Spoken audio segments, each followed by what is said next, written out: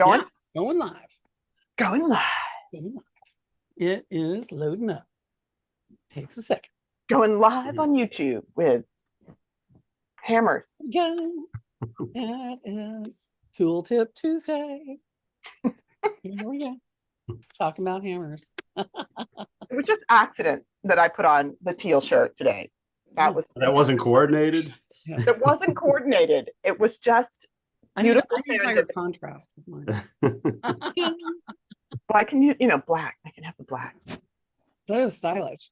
So welcome. I'm Jennifer from Little Metal Foxes, and I've got Helen live from London. Hello, and I've got Jill also live From Little Metal Foxes. Little Metal Foxes. And we've got Adam with us from ImpressArt. Hi, Adam. Hey guys, how's it going? And I'm in New York, so we're kind of spread out all over the place. We are. That's one of the wonderful things about connecting like this, because we can talk to you wherever you are. And so we are really excited, lucky, happy to talk to you guys about ImpressArt and the stamps and the hammers and the things that you all do.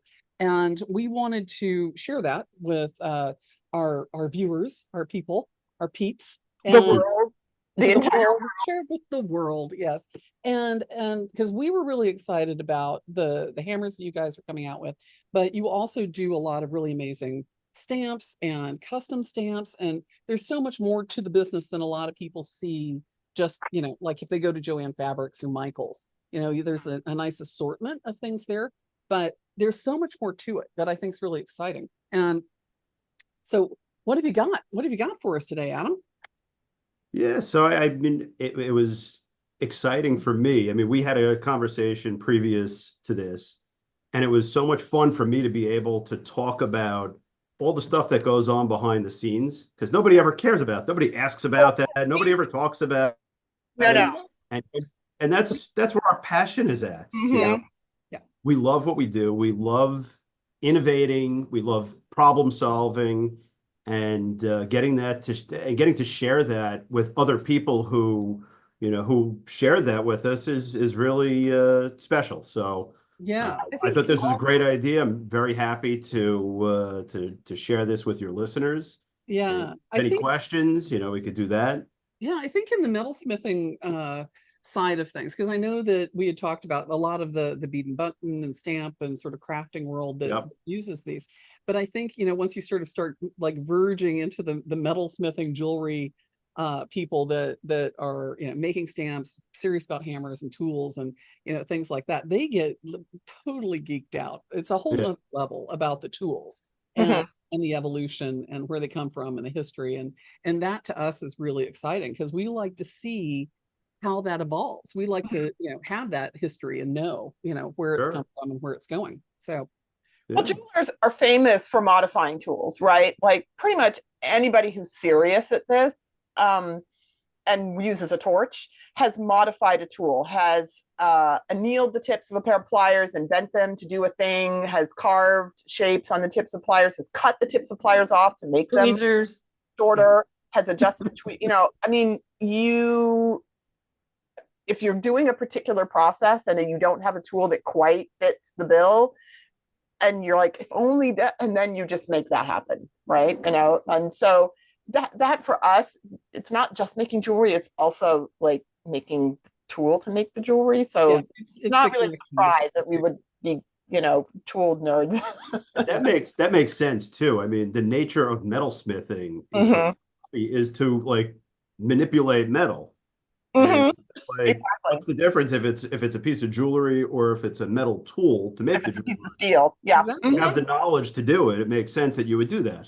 Well, and in the history of metals and jewelry, that goes back, 10,000 years or so, metalsmiths were always making their own tools to make the things that they needed to make, So it was, if you didn't work in steel or bronze or whatever, usually there was an armorer or somebody or a horseshoe blacksmith person that was working with that kind of metal that you could rely on to be able to do that. And a lot of times those were the same people that were doing, the bronze forging, the steel forging, and then doing like refining down into, getting a little more granular with the jewelry stuff. So Mhm. there's a long history of metalsmiths and jewelers making their own tools for what they need, Yeah. so yeah, we're real geeks about it.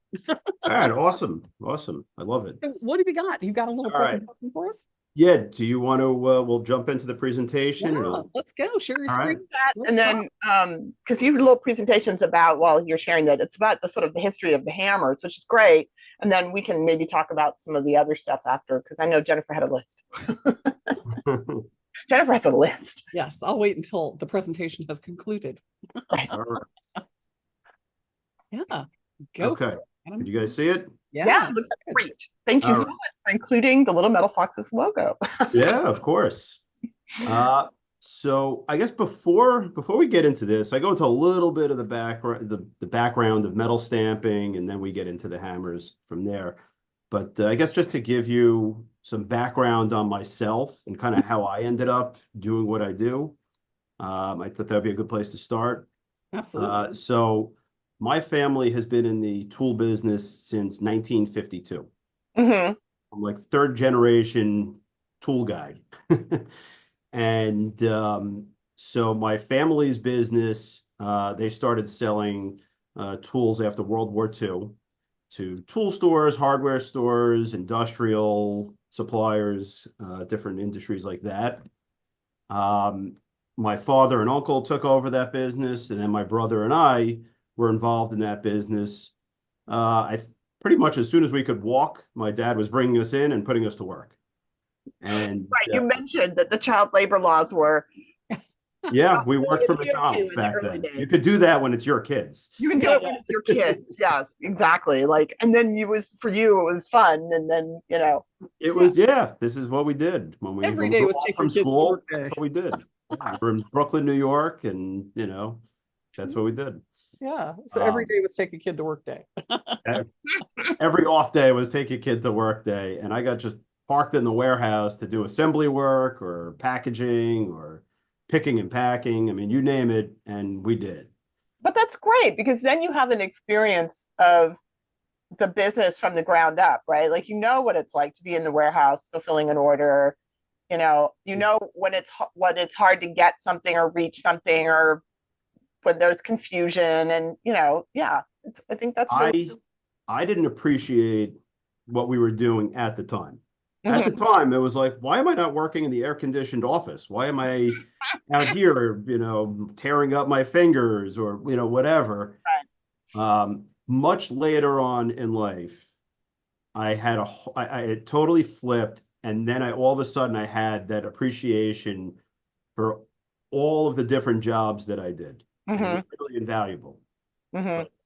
So we started going back and getting that experience as an adult, as an owner of the company, or as a leader of the company, would be very difficult. You wouldn't have the same experience because people are going to treat you differently if you're right. the guy in charge. You have to have that experience when you don't have any agency. And not only that, I mean, as like an adult, you're gonna go like sweep the floors. You're gonna go sit there and do the same kind of labor Mm-hmm. as everybody else. Like that, you may not have to do it Right. It by growing up organically within the company. Yeah. There's just no way to replicate that. Yeah. And so we were lucky enough. Like I said, at the time, I didn't feel like I was lucky, but looking back, we were lucky enough that we were able to have that opportunity to learn that. And so we worked for the company pretty much our entire lives. And then in the mid 90s, to make extra money, what my brother and I would do is we would work at weekend hobby shows and sell the tools that our family's business were selling. They were distributing it to stores. We would just set up a table. Our dad would drop us off, and we would just sit and like wheel and deal at like a weekend hobby show, whether it was how much trade show or how much freedom did you have in terms of, like, could you change prices? Could you give people deals and discounts, or was it? we were dropped off. We had like full control over everything. Okay, I love it. Yeah. At 13 years old, my dad would drop me off, and come pick me up at the end of the day, and we divvy up the cash, and that was it. Nice. Whatever happened in between there, it didn't matter. He's like, I don't want to know. Whatever you did, you It was, again, good experience. My dad, Oh yeah, you yeah. know, it was again, invaluable experience to be able to do something. How many people have done anything like that? Exactly. That whole working with the public, being able to say, well, what would, what if I did that? What if we did this, right? Like, how about I make you this deal, right? To have, that's, Right. yeah. And especially at these little shows. So like Lionel train shows, we do like model shows. We were doing ham radio shows. I mean, you deal with some real characters at some of these places, and they see a young kid and they try to take advantage. Oh, I bet.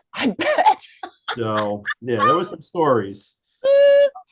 But one of the shows that we used to do back in the mid 90s or early 90s were computer shows. So these were people, we would sell tools to people who were modifying or building computers. Because you got to remember, at that time, you weren't going to Best Buy and buying a computer. You weren't going to Dell and buying a computer. Right, You'd sure. go to these shows and you'd spec out the entire thing with somebody. And then like a month or two later, you'd go pick it up. And so we would sell at these shows. And at one of the shows, my brother and I came up with the idea, like, hey, why don't we make a website where we could sell the tools on the internet? Which sounds like the most boring idea right now. But this was in the mid 90s. Amazon didn't exist. Google didn't exist. Nothing existed. Right, sure. And our dad made us a deal. He said, if you guys buy this book, there was an $80 book on how to build a website. He said, if you guys buy this book and actually make the website, I'll reimburse you for the book. and we did it. We bought the book. My brother's more of the technical one, so he kind of built out the site. I did more of the merchandising and that kind of stuff. And we built this website, and it turned into a little business, a little side business. And about 15 years ago, when we were all done with all our schooling and everything like that, I was actually working within the family business. My brother at the time was going into real estate development. So he was working on an internship actually with the New York Mets when they were building Citi Field. And it just kind of got to the point where it was like, all right, well, this retail website is now going in one direction and the family business is going in a different direction. And so we presented to my dad and my uncle, like, look, I think it makes sense to split it off. So focus on this, and it doesn't affect you guys, and what you guys are doing doesn't affect us. And we left amicably. We were still selling they were our number one supplier by far. So it was all their same tools, but we left. We started our own business. We moved into a whole separate location. We had our own warehouse and everything. And that's where that experience as a kid really came into play. Yeah. Now it's like, okay, how do we set up a warehouse? How do you pick and pack orders? How do you pack a box? How do you deal with shipping company? All of that stuff all kind of came back. That's when it clicked for me. So was that the point at which you started making stamps, or were you still just selling the NK tools at that point? So at that point, we were offering, again, it was a whole variety of different tools, all different industries. It kind of didn't really make sense. You know, we had a website with tools for all sorts of things, but not really focused on any type of customer. And we were really looking for direction. Said, all right, this is not sustainable. We need to find something to focus on. And at the time, one of our most popular items that we were selling on the website was a set of industrial steel stamps. Not pretty at all, totally covered in grease and oil and like just really nasty looking stuff. Just plain block letters on them. We had them in like 2 or 3 different sizes. And we were selling these things like crazy. And what we realized, because we were very small at the time, so we were talking to all the customers, was they were going to an unlikely customer. You'd think these would be going to like machine shops or maybe like locksmiths or something like that. But it was really all going to mainly women who were artisans who wanted to make personalized jewelry. So what they would do is they would buy these industrial stamps. They would go to the hardware store, buy a bunch of washers. So these are the non-jewelry artisans. Stamp their washers, put a string on it, and now they have a necklace with their kids' names on it or a date on it or something like that. And so that was what inspired us to start ImpressArt. So we started ImpressArt, I'm pretty sure it was year one. The first year we were in business, we chose a direction, and that was to focus on metal stamping. And what was really exciting about it was all new territory. Nobody had really done anything with this. These, like I said, these stamps were the same stamps that this factory had been making for probably decades. 30 years. Yeah, exactly. And I remember asking and stuff, right? Like, I mean, they were really just used to stamp equipment, to stamp machinery. Yeah. It was a tool. It was just a tool. And I remember asking them, I asked them probably 10 times, like, do you have a lowercase? No, we don't have a lowercase. How do you not have a lowercase? They didn't even have a lowercase. And so anyway, that's what we made a lowercase set. And then those started flying. And then we said, all right, let's design a font. And we did that. And then that's where ImpressArt was kind of born. We said, all right. And then from there, of course, it's like now the hammer. It was, yes. The hammer came very quickly. Right. But the concept was, all right, let's make metal stamping accessible to people who may not necessarily be metalsmiths or into tools, or let's make it appealing to a whole new group of people. And that's the direction that we went in. And so it's to make it easier, more friendly, more stylish, all of those things. And so so the first place that we started was with the hammer. And you know what? Show us. Yes, I'm dying. Before I get to that, I wanted to just briefly touch on kind of the history of stamping, which we discussed on our previous call. Yeah. So this is what we're looking at here. This is kind of traditional metal stamping. This goes back hundreds of years, like we said, all different cultures. And this style had been around. We didn't invent this. We had nothing to do with this. This was already there. Then what we ended up moving into was kind of this area here. So if you look at the first picture of the washers, that's kind of where it started, like I described. Then the gold bar that you see underneath it. I mean, I think we're all familiar with that. That was very popular for a while. Yeah. So we were the ones behind that. We weren't making the jewelry, but we were making the tools to make the jewelry. And then we got into some other simple projects like cuff bracelets, which today is still one of our most popular projects.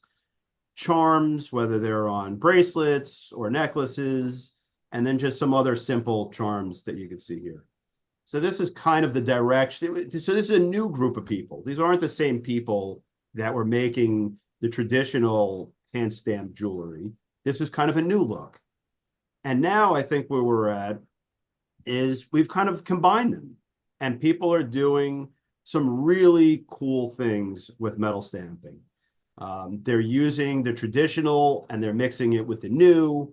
And you can see some different projects that I'm showcasing here.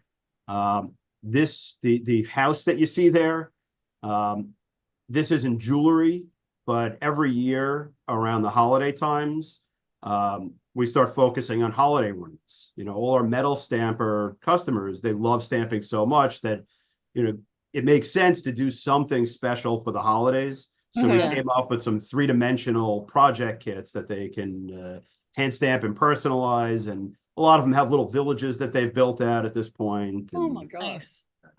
But I mean, look at the artisanship involved in that simple little project. I mean, there's a lot going on there. There is. That's amazing. There's a lot of forming and texturing and all kinds of great stuff. Yeah. All sorts of stuff. Tone setting and yeah. Yep. So, all right. So that's kind of where we ended up with metal stamping, and you still have the traditional and also kind of the paint stuff where we started recently. You know, all of that is still out there. Yeah. And so, all right. So now circling back to the hammer. Yes. Early on, The early when we were just starting ImpressArt, these are the hammers that people were using. Mhm. And really, out of like all of these hammers, one, maybe two were actually appropriate to be using on metal stamps. Yeah. You know, the brass mallet was a good tool. It still is a good tool. It's just it's a lot of tool. It's a very heavy, I mean, it's best used for like punching out circles or something where you have to cut the metal. Yeah. Right. It's going to give you a lot of force, but very little control. And you have to lift that sucker. So that sucker's not light. That sucker's not light. So yeah, so you had the brass mallet that some people were using. It's also very expensive. A lot of people just used the claw hammer that they had at home, just a homeowner's hammer, which, you know, that one, like I said, that one like maybe is okay. But then the other ones, people didn't know what to do with stamping. They didn't understand stamping, and so they were just using. They said, okay, well, this chasing hammer is for jewelry, and I'm metal stamping jewelry, so I guess this hammer is for metal stamping. And I can't tell you, that would drive me crazy when I would see people using these little chasing hammers and destroying their chasing hammers. Yeah, right. You know, to stamp like a large stamp into a piece of metal. Oh my God. Yeah. I mean, for small stamps, fine. But some of your stamps are big. You've got, 12 millimeter and up stamps. Right. That little thin neck on the chasing hammer is really not designed to withstand that kind of 3 millimeter, maybe 4 millimeter, you could get away with it. Yeah. But I mean, there were others getting into trying to copy us at the time, and they had pictures of this on their packaging with these stamps. And I'm like, no, you're giving them the wrong directions here. That's not the right thing to do. And then you had the rawhide mallets, same kind of thing. Oh, it's a jewelry hammer. This must be what they use for metal stamping. So this is kind of where we started. And very early on, we're like, all right, we need a solution. We need to offer some kind of a solution for our customers, instead of directing them to either a gigantic brass mallet or just using the steel hammer that they have at home, which may or may not work depending on what they're doing. But you have the ergonomics of the French chasing hammer, right? What's that? But you have the ergonomics of like the French chasing. We borrowed a little bit from it. Yeah. But so early on, we needed a solution. We kind of knew what we wanted. We knew we wanted brass, because brass on steel I'm assuming most of your viewers know, but brass and steel are two different hardnesses. And so when you strike brass against steel, you're going to get a nice dead blow. What happens when you use steel on steel is you could get what we call a double impression or a shadow impression. And what that is it's the two hardnesses are the same. So it's kind of vibrating against each other. You don't even feel it or see it, but you see it in the results. You get a bounce. Yeah. You get a bounce blow. Exactly. So plus, the steel is hard on the stamp itself. The steel hammer will gradually mushroom over the top of the stamp. I mean, it's lots of people that use steel hammers, right? And the stamps mushroom over, and then they file off the edges. But you can solve that problem by using brass. And by just using the right hammer. So we knew we wanted to go with a brass solution, but we also needed a way for them to have more control, because a lot of our customers, like I said, were new to metal stamping. They never swung a hammer. They're not, these long handles are very intimidating when your fingers are underneath and you're not used to swinging a hammer at them. So what we did is they're also working sitting down too, right? What's that? They're also working sitting down mostly. Yes. Right. So the angle, like all these hammers that are designed to be standing. Yeah. So the first iteration that we came up with was this guy here. And So cute. so the innovation was, so coming from the tool industry, you know, I was familiar with this handle. This was a popular handle in the tool industry for hardware stores or tool stores. It's just like a stubby hammer. To put a large 1 pound brass head on it was unusual. That nobody had ever done that. And to make it brass, certainly nobody ever did that. Mm-hmm. So by combining the 1 pound head, solid brass, short handle, that was like a game changer in the industry. And I remember when we came out with these things, we the first time we were selling them was at a bead show, and we knew they were going to be popular. We brought cases of these things, and it's like we couldn't hand them out fast enough. I was gonna say, I'm sure you just like sold out in a freaking heartbeat. It was really like incredible. It was just one after, and that was a fun experience, and it was great because, like, you know, you could see, all right, we're on the right track here. Oh yeah. So we were on the right track. People are now getting better results with their stamping. And we've made it more accessible. More people are stamping. They're getting better results, and they're continuing to stamp because of that. So the next iteration that we came up with, we had to solve some problems with this. And now we've gotten a little bit larger, so we have more that we can invest into this project. And what we came up with was our most popular hammer ever. Probably, I would say the most popular metal stamping hammer ever, hands down. I don't think there's even a second. Yeah, I've had mine for a long time too. They last a very long time. So this was now designed for the enthusiasts but covering all levels. Mm-hmm. We wanted to cover the metalsmiths as much as the crafters and the hobbyists. We wanted to really cover everything with it. The big thing that we really needed to address, though, with this was in the last version. Let me just go back for a second. The head was all brass. I remember you talking about this. Brass is not cheap. Right. And all of this brass that you see in the middle here, or in the ball peen that some people were using, but not really. Mm-hmm. It's it wasn't kind of really getting used. It's not getting used. It's just kind of there. Right. And it was expensive because of that. So to bring down the cost, we designed the new hammer with a steel skeleton inside. Mm-hmm. So what you can't see in the top there's a steel slug that gives it most of the weight. The brass tip, now the idea here was you can replace them, so it screws on and off. We have a steel skeleton, so that steel slug that's in the head, it's welded onto another rod that goes straight down the handle. We also made it a fun color to appeal to more of our demographic at the time. It was a lower price point. And the really innovative thing that we touched on before was we added this angle to it. Mm-hmm. See the angle, how the handle's kind of angled forward. Mm-hmm. Mm-hmm. And what we realized when we were designing this, you know, we were kind of looking at it from all different aspects, and like, all right, how can we make it easier? How can we make it better?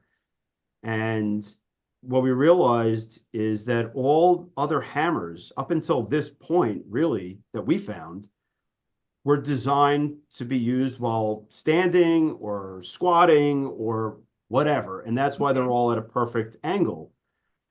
By angling this handle, now we've angled the head down when you're seated. And so now when you're stamping on top of your stamp, when you really want to go straight on top of it, it's angled perfectly over the stamp.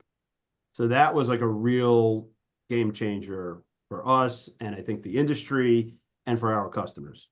You know, I have to say too, the handle on that, not only is it it's a good size for, you know, for the hand, but the little impressed thumb spot is on both sides. So if you're right-handed or left-handed, my thumb and my finger fit right into those spots, which make that grip really nice. And the little bit of ribbing at the bottom makes it not slip. So that's one of the reasons I really like this hammer, is because it really fits in the hand very comfortably. So yeah. So do you put your thumb on the side or the back? Because we actually added an additional thumb spot on the back, because some people prefer to stamp that way. I see that. I see that on this one that has a flat spot on the back. Yeah, mine on the side, because I'm usually, hammering toward me. Yeah. I hold it on the side too. Yeah, most people are on the side, but some people go in the back. Well, good for you for accommodating all the different. Yeah, it just makes for a great grip. Use the tool, Yeah. Yeah, it makes for a great grip. It's very ergonomic. I love that. Thank you. Yeah. All right. And then so from here, I mean, there really wasn't much to address with this hammer. I mean, it's still kind of our workhorse. We do most of our businesses with this hammer. But we wanted to design something more for the higher end stampers. So these are the artisans, the ones that are at a much higher level, and they want like a more serious tool. And so with these, what we did was, like I said, there wasn't all that much to improve on here. But one thing that we did identify is there's different types of stamping. We're stamping a very large 12 millimeter stamp. You need a lot of weight behind it, more than the 1 pound that we offer. Yeah. And alternatively from that is, if you're stamping, let's say you're stamping like a tiny little hallmark in silver, right? 1 pound is too much. You're going to end up with the margin from the edge of the stamp, and you right. don't. Yeah. And so the concept here with this new artisan level signature hammers that we came out with was to kind of answer those two issues. And now, like, it's not just one stamping hammer for all stamping. It's kind of customized for whatever type of stamping you're doing at that time. So yeah. And one thing that I just noticed from this picture is that is it the 1 pound? The angle of the handle is different from the 2 pound. It's a little bit more. Yeah. It's a little bit more. It's when we tested the 2 pounds, we found that it wasn't as necessary. You really have to get in there. And so you're going to need to get more force anyway. So the 1 pound does have more of an angle than the other two. And the same thing with like that 4 ounce. You're just kind of tapping with the little. Right. Yeah, I mean, it just shows you that you've really thought about how it's going to be used and the mechanics and the physics of the whole process, which is great. We do a lot of testing when it comes to product development. The 4 ounce is so similar to my chasing hammers, for doing, texturing and like repoussé and chasing weights. The 4 ounce is a really nice weight, and the angle of the handle again is kind of like that French chasing hammer. Just slight enough that it works really well. Yeah. But yeah, we do a lot of testing. We do a lot of focus groups, like in-house focus groups. We love new employees here who have never done metal stamping or any kind of like metal smithing before. We get like a kind of a special period of time with them where we could test out a lot of different products and get like, the layman. Right. Let's see if they can figure it out. Put them in the maze. Let's see what they do. But what happens is everybody that works here gets too good.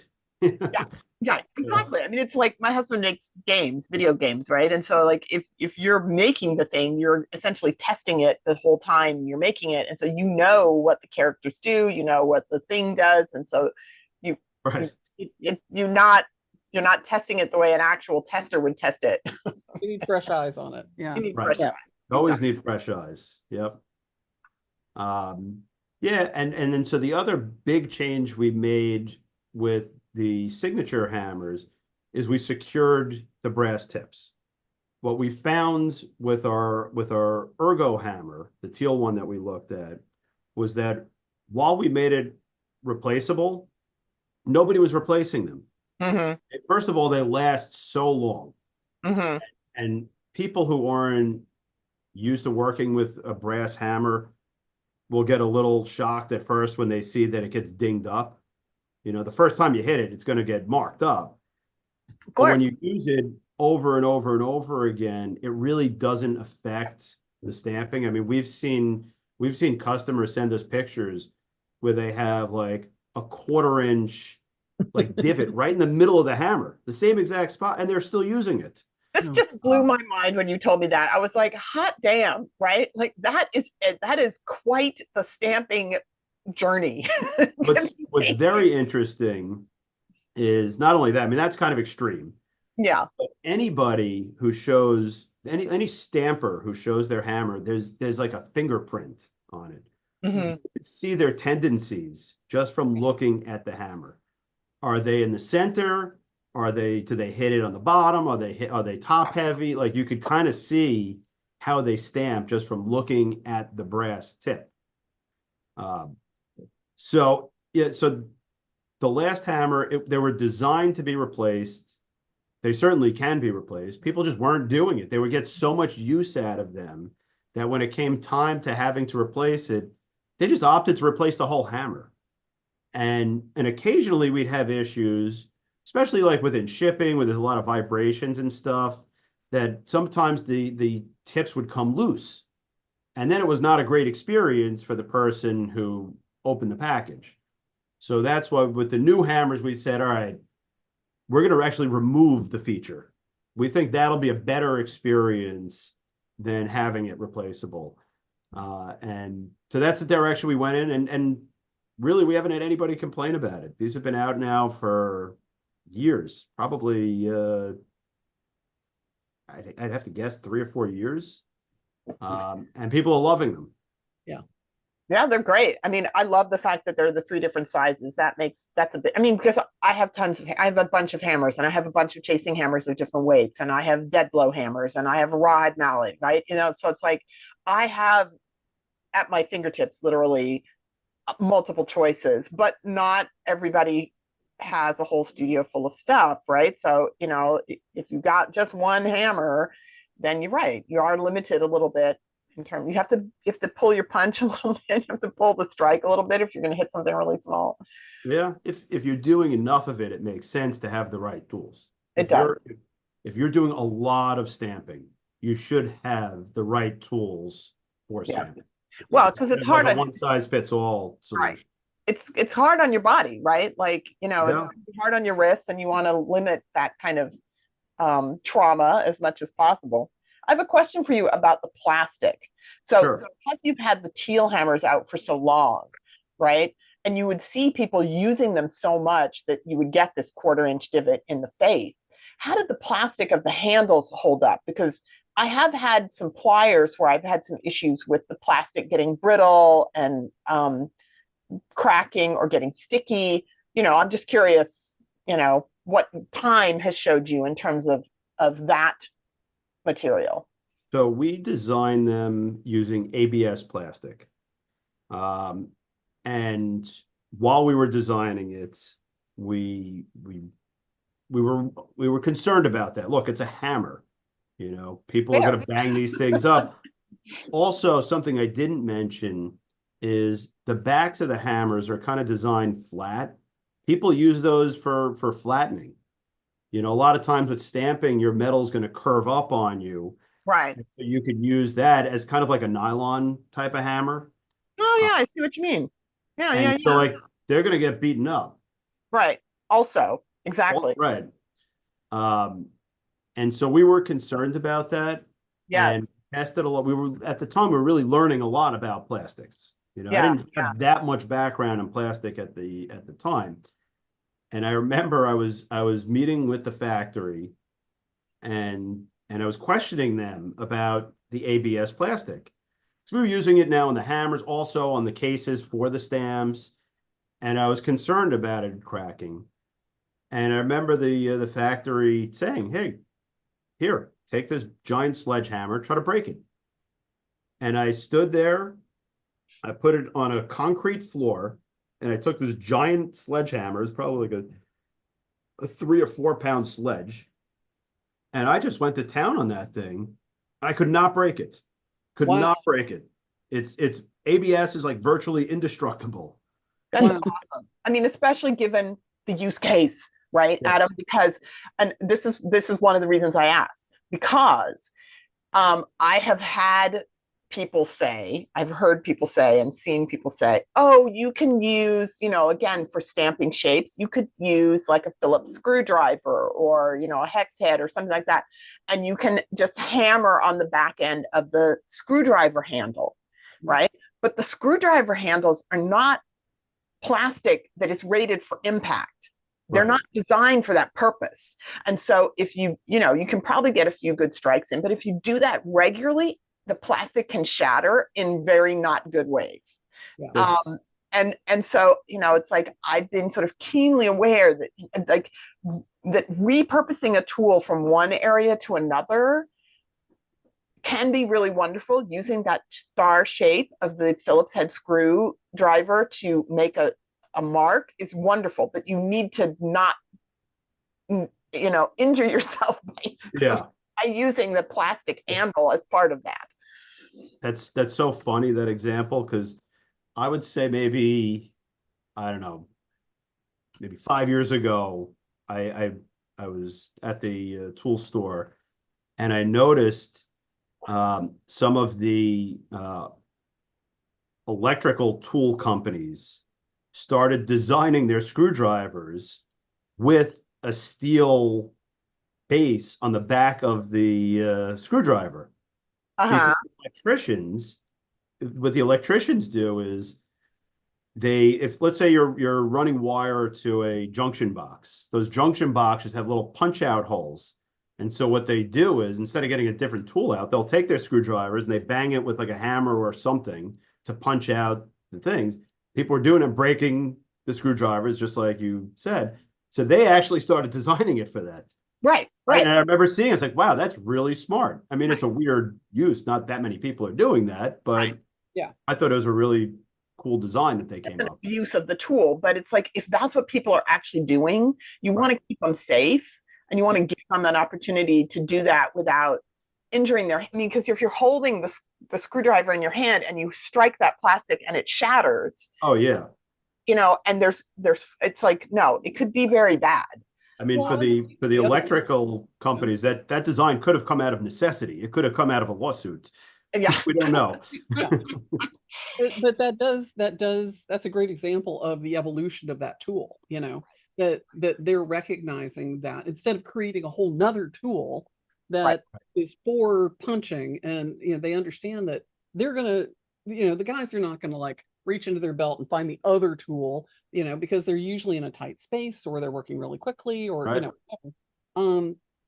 and aren't going to switch up tools. So adapting the tool that they're using for that purpose to do the thing that they want it to do as well is a great understanding of the evolution of those tools. Yeah. So we have a question. Yeah.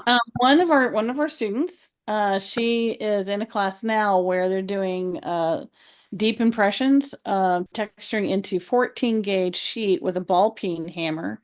Okay. Would you recommend your hammers, or would these be as good or better for that kind of deep impression and that thick of a metal? No problem. No problem with that. And when it comes to the thickness, I mean, we're talking about texturing, so it's a little different than stamping. Right. But I think within stamping, and I'll get back to the texturing in a second. When it comes to stamping, that was always like a big misconception, that the thicker the metal, the harder it is to stamp. Mm-hmm. We actually learned very early on, we were selling 24 gauge metal and people were really struggling with it. Mm-hmm. Yeah. And we actually went the other way. Yep. And all of a sudden it was like, wow, this is so much easier. And I remember sitting in a class once, a very well-known instructor in the metal stamping space was talking about, was teaching a class and made that comment. And I remember thinking like, that's not right. I mean, I can't believe how much misinformation is out there. the thicker, the easier it is. Yeah. Um, Well, you're as not far bobbing as up the tool and compressing that metal in a thin space. Right. You've got some cushion for the you're push. displacing the metal. When there's less metal, there's less places for it to displace to. Absolutely. Well, Absolutely. and it can only compress so far. So if you're compressing the metal between the stamp and the steel back, and there's only like 24 gauge, there's not a lot of metal to be able to be compressed there. Right. Right. And you run the risk of damaging your stamp, because if Yeah. you're dealing with something that thin and you strike it really hard because you want to make a really deep impression, really what you're going to do is just cut right through that 24 gauge and mark your block. Yeah. Yeah. And maybe damage your stamp as well. And maybe even hurt yourself. I And mean, maybe even hurt yourself. So nobody wins. So to answer Um, Valerie's question, yes, these are great hammers. They're great hammers. So, Yeah.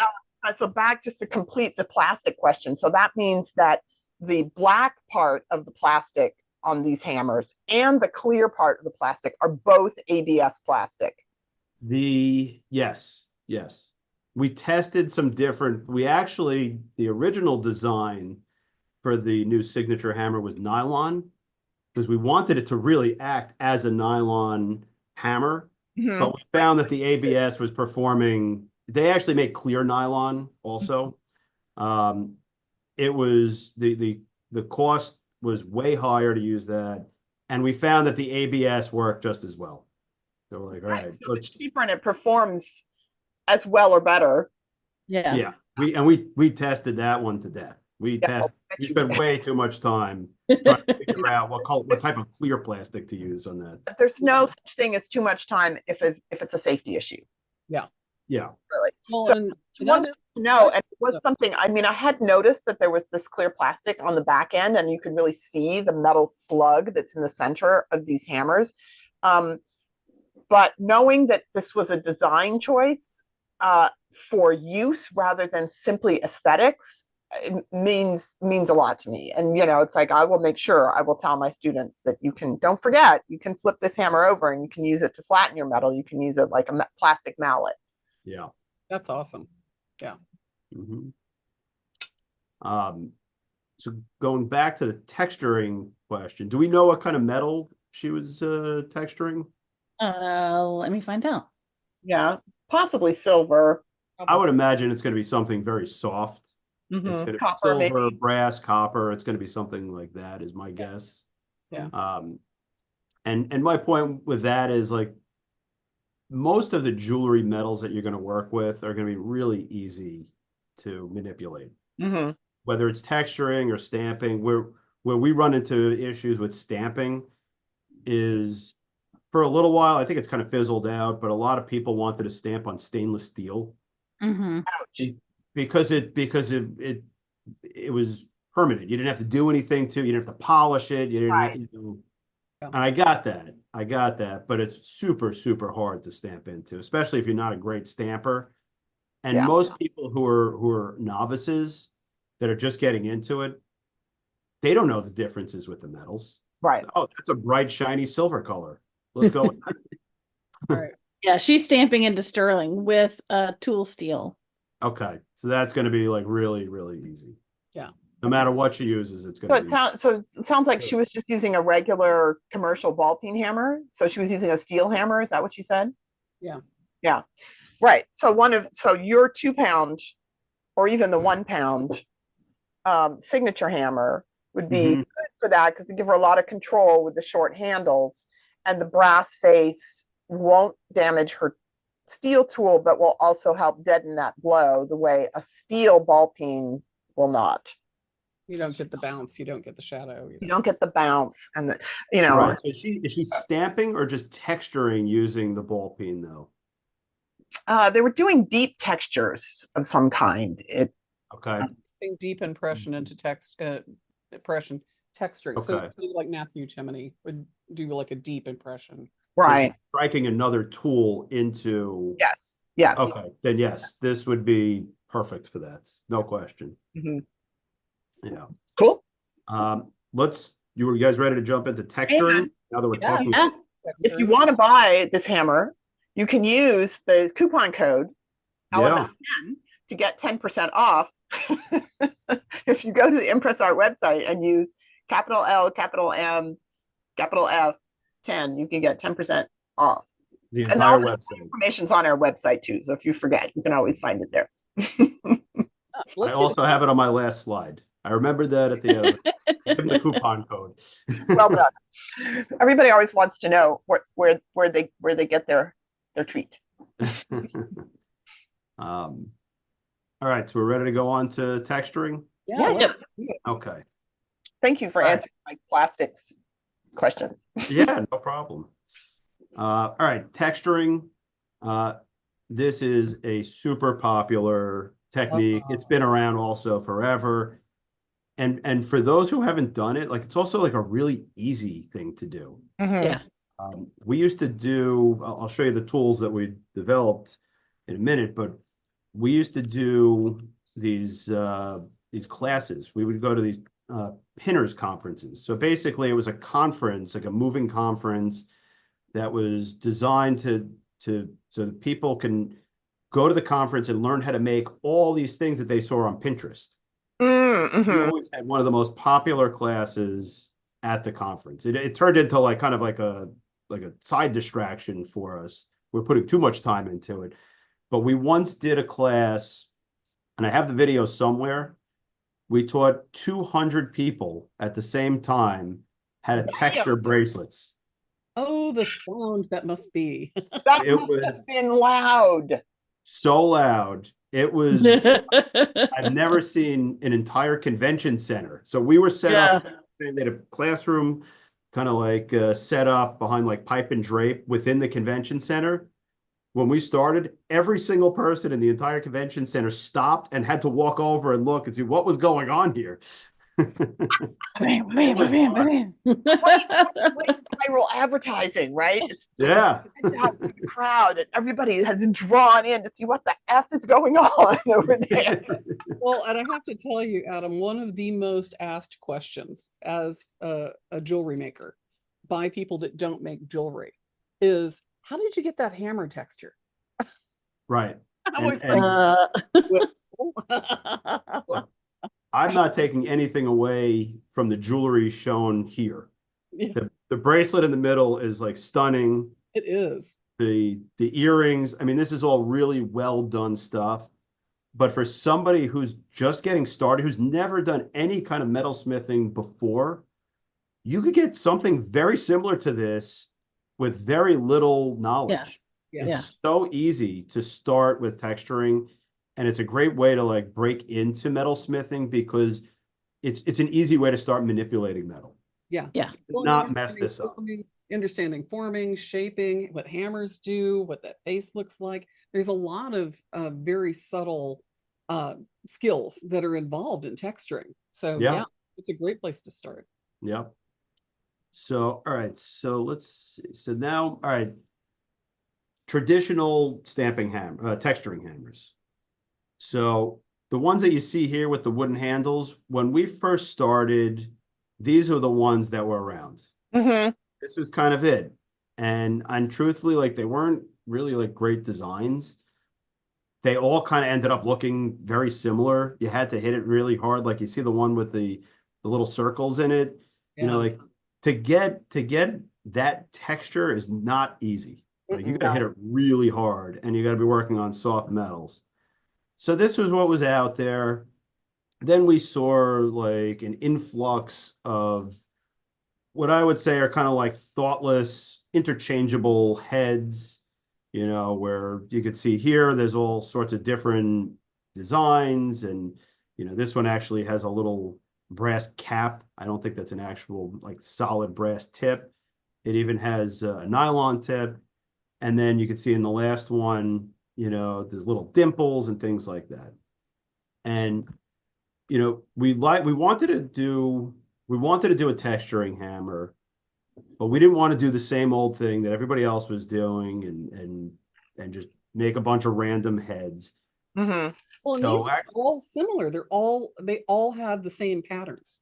They really did. So regardless of which one you choose, you're still stuck with the stripes, the diagonal, the square, or the circle. I mean, they're like almost all of these are identical. Right. there's only so much variation you could come up with when you're Yeah. designing these heads. Like there's only Yeah. so much you could do. So we wanted something that would offer a lot of variety. And what we came up with, and I got to credit my brother to this. He doesn't usually do the product development, but this was his call. I love So that you give him the credit for it. I think I give credit where it's due. You know, absolutely. That speaks highly for you as a person and for ImpressArt as a company. And a brother. well, look, to be totally truthful, I'm very involved in all the product developments. I am not responsible for any one particular tool myself. Everything we do is at least a group effort. I don't come up with all the ideas. A lot of times ideas get bounced around between different people. This is a group effort, but this one was inspired by my brother. And his concept was, hey, what if we could make a hammer where we can use the stamps as textures? We'd have an virtually unlimited amount of designs. And so that's what we did. So the engineering of it was a little challenging. But basically, if you look at the picture here, you see the little knob sticking out of the bottom of the hammer. Mm-hmm. Mm-hmm. That's a screw that runs all the way straight through the hammer. And that actually works as like a set screw for the stamp. So that will actually hold it in place. So it runs the length of the hammer up into the top where you've got the groove. Right. In these pieces in particular. And so, yeah, so these are the ones that you see in the picture here. This is what's included with our kit. What you can't see that's in the head is a sprinkle design. You can actually see, if you're looking at this brass cuff here, that's the design that leaves. That's the texture that leaves. But then you have a ball peen head, a chasing head, and then also a nylon head.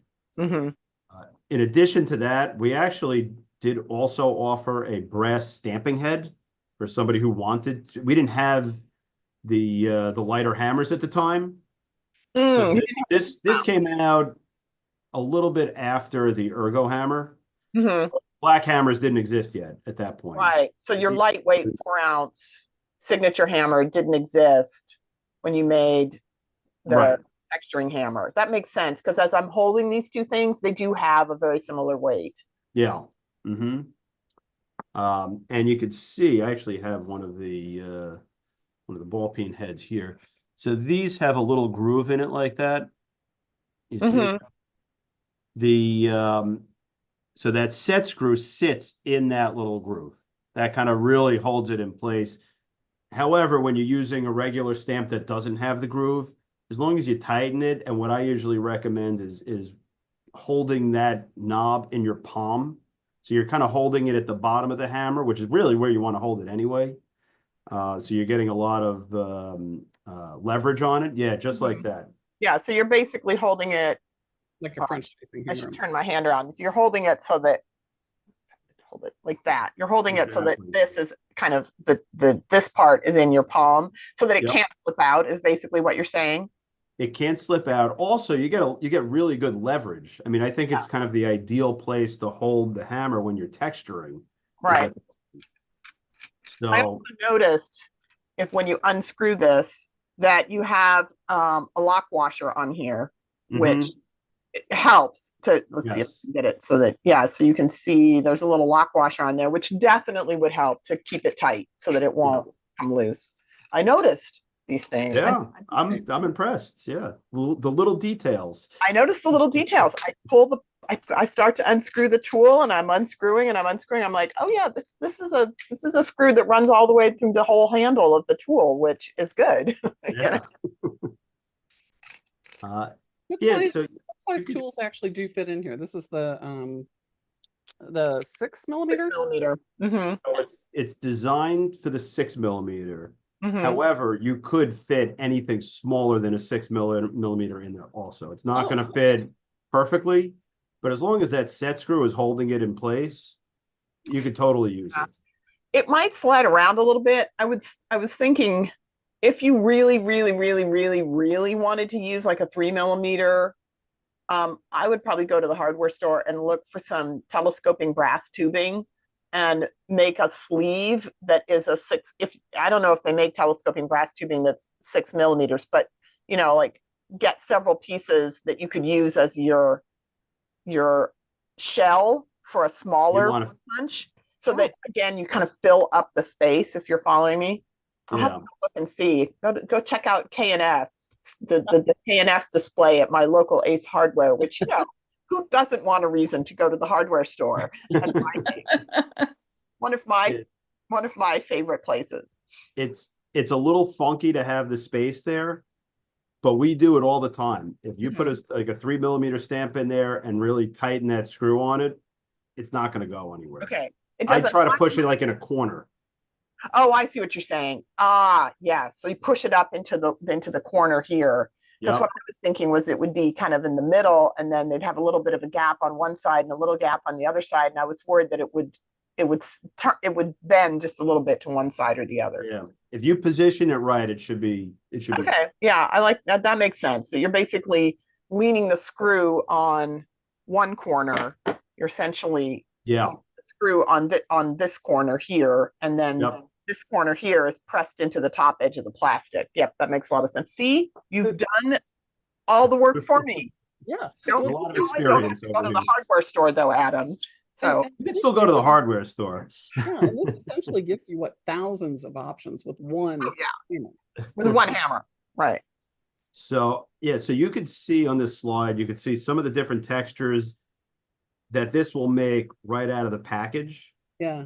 And then on the next slide, these are just some of the texture. These are packs that we offer. We also have them individually. You can see just some of the textures. That we Yeah, I pretty offer. much got You all see of the those. jewelry. This is like I said, a small selection of those, but also all of our designs. You could use Yes. any design stamp. You could use your letters. You could use any.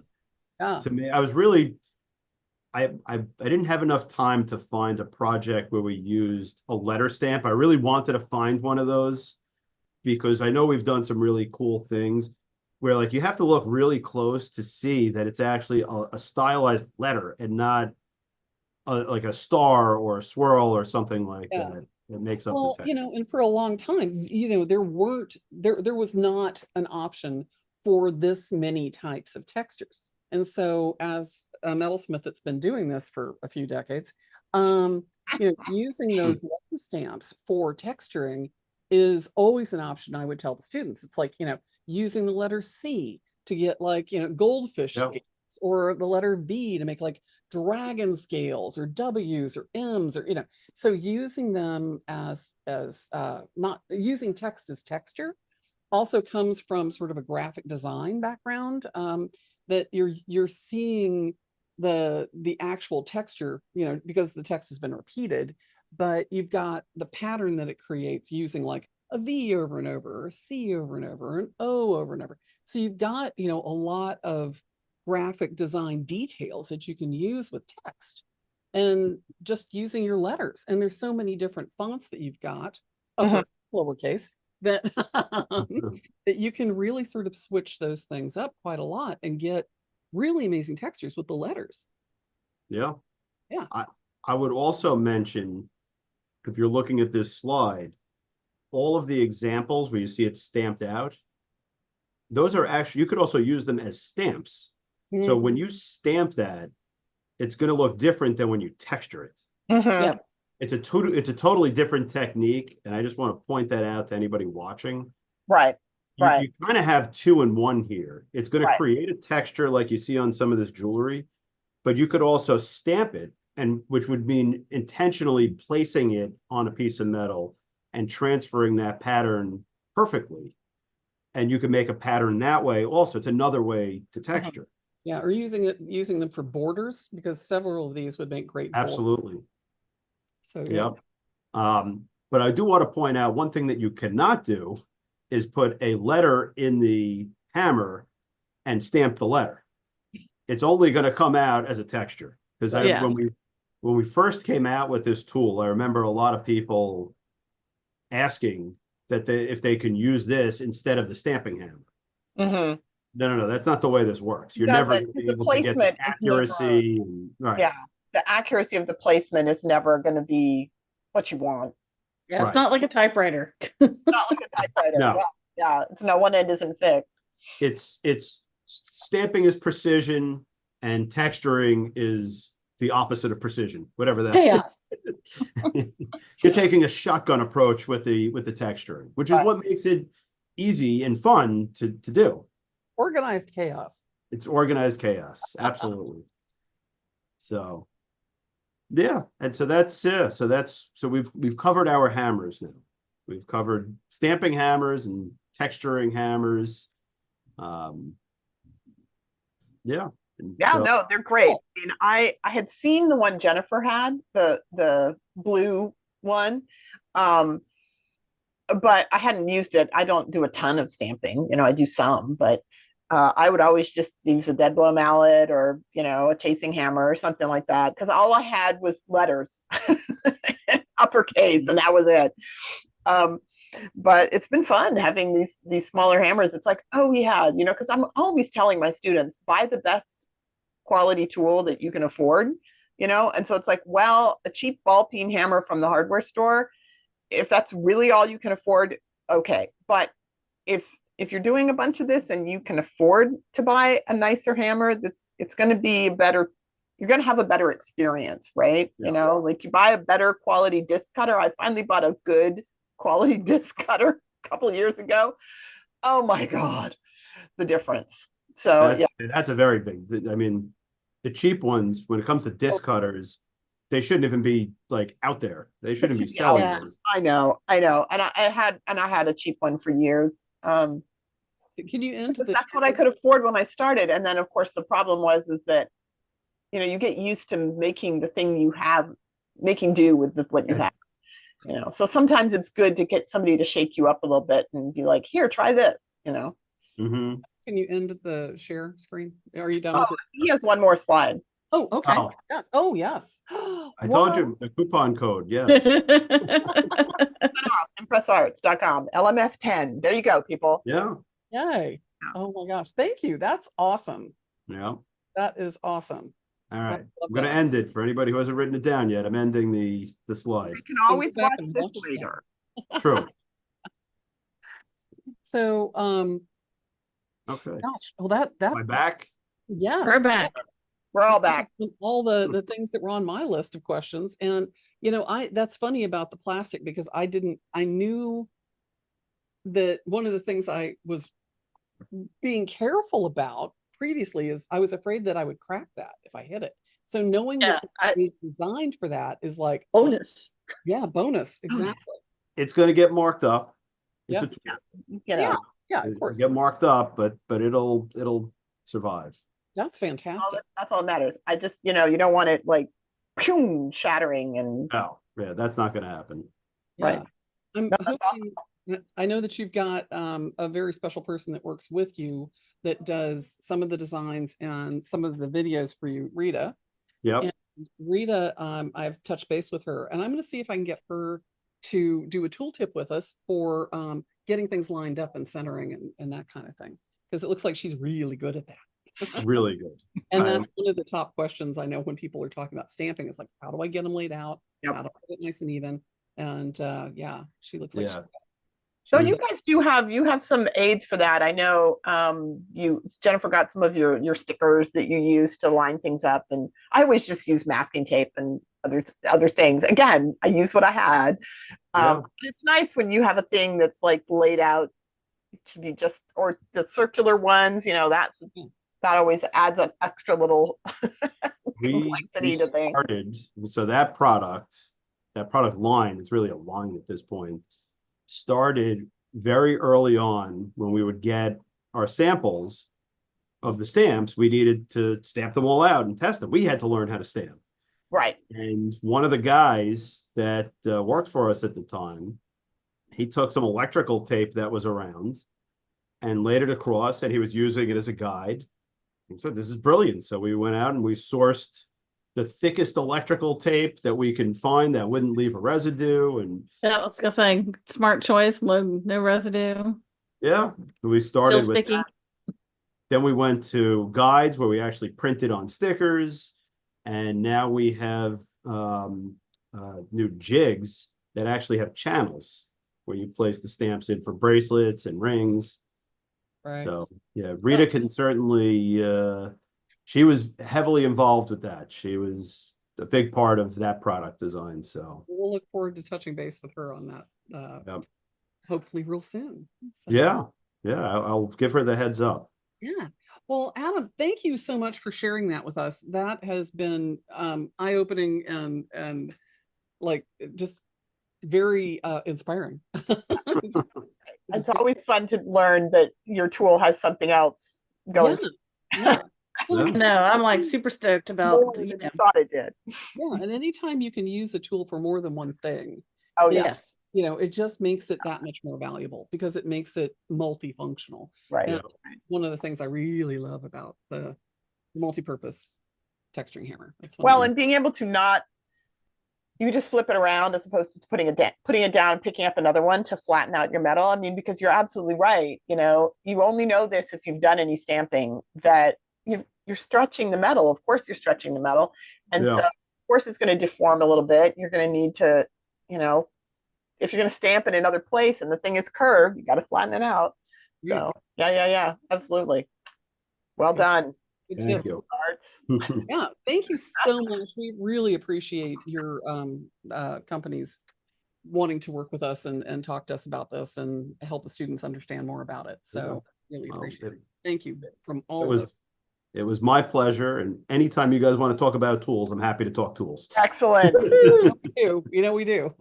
Yeah, we do. So yeah, so if you have new stuff coming out, you definitely let us know because I will. I we'll will. want to hear about it and see it. Yeah. And you had mentioned the Christmas project earlier. I'm going to be doing the Jingle Bell project is coming up, and Julia has her Lantern project coming up, and both of those involve the stamps. So Right. she's going to be doing piercing and stamping, and mine involves piercing, stamping, and forming. So you know, Well, mine involves forming too. Oh, that's right. Yes, Yeah, yes. that is true. Yep. Yep. So, but yeah, it's nice to be able to combine those skills to make a finished product. Right. So, Yeah. And both of those classes, the other upside of both of those classes is they're both cold connections. So they're both really geared toward people who don't have a torch yet. I always like to hope that, you know, we'll be drawing people into our world and that they'll want to learn to use a torch too and learn to solder. But cold connections isn't perfectly, there are plenty of jewelers, that's all they do, right, is cold connections. So people that just do soldering and they're like, I don't understand texturing. I've met so many people that, you know, have taken jewelry classes and they don't know how to stamp and texture. And that's like, you know, the another class that they have to take. And it's like, okay, well, yeah, let's do that. Let's layer. Yeah, or they think they have to have a rolling mill, which is, Yeah. you know, hundreds of Yeah. which is great. I mean, you know, rolling mills have their place and I love mine, and you know, they offer you opportunities and options as well. But yeah, it's it's fun. One tool that you can build on Mm-hmm. that comes in at a very low price point, so you can continue to add more textures to it. So that's one of the things I really like about that hammer too. So well, I thank would you. say as far as soldering, I feel like almost everybody I talk to when they're getting started with metal stamping, they're aspiring to work up to soldering. Yeah, it's Well, true. we've got their backs. We can help them out with that. Yeah. We can teach you how to be wizards. It is the most fun. Soldering, I mean, it's just magic, right? When you learn how to stick two pieces of metal together with molten metal, right? Because that's what's going on there. It's like, and I am now an alchemist. It's a ton of fun. So Yeah. All right. Thanks, Adam. We appreciate it so much, and we look forward to having you back. Yeah, absolutely. Yay. Thank you, guys.